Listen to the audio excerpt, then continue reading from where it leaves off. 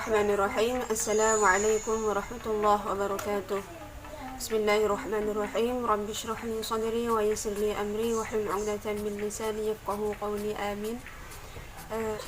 Saya Siti Khadijah, NIM U 2019-1057. Di sini saya akan menjelaskan dua tokoh orientalisme yang mengkaji Al-Quran. Dari definisi orientalisme sendiri, menurut Yusuf dalam buku Menyingkap Tabir Orientalis karya Hanan Bukhari, orientalisme adalah faham atau aliran yang berkeinginan untuk menyelidiki yang berkaitan dengan bangsa-bangsa di timur dan lingkungannya, atau bisa diartikan juga dengan orang-orang timur yang mengkaji tentang Al-Quran. Tokoh yang pertama yaitu Jenny Damon McAuliffe, yaitu seorang orientalis yang lahir pada tahun 1944.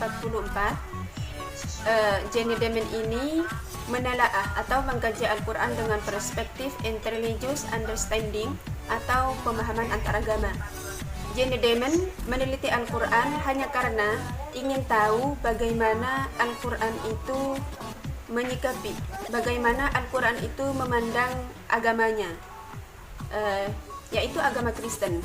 Dan ternyata Jenny Damon mengakui bahwa Al-Quran itu sangat respect terhadap agamanya.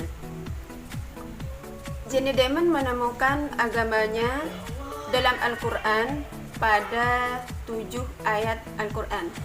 Yang pertama ada pada Al-Quran surah Al-Baqarah ayat 62, ada pada Al-Quran surah Al-Imran ayat 55 dan ayat 199, ada pada Al-Quran surah Al-Maidah ayat 66 dan 82 sampai 83, ada pada Al-Quran surah Al-Qasas ayat 52 sampai 55, dan yang terakhir yaitu ada pada Al-Quran surah Al-Hadid ayat 27. Jenny Damon meyakini bahwa adanya kebenaran Al-Quran merupakan kalam Tuhan yang diturunkan kepada Nabi Muhammad. Tokoh yang kedua yaitu Angelica Neurit, seorang orientalis Yahudi yang lahir pada 4 November 1943. Neurit mengkaji Al-Quran dengan menganalisis struktur surah-surah Makkiyah dengan pendekatan sastra. Angelica Neurit ini melihat Al-Quran pada dua fase.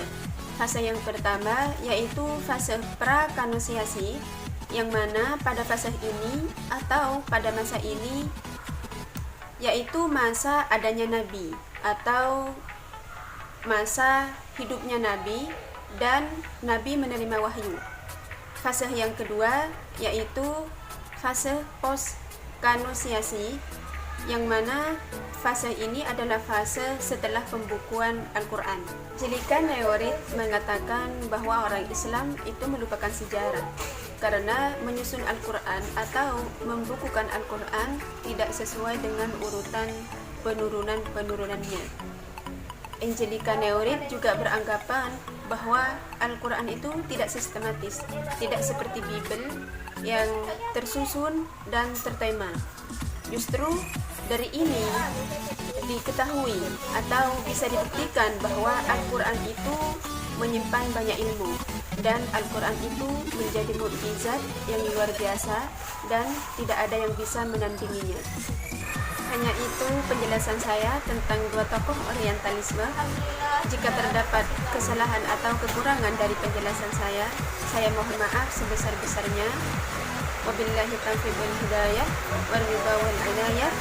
Wassalamualaikum warahmatullahi wabarakatuh.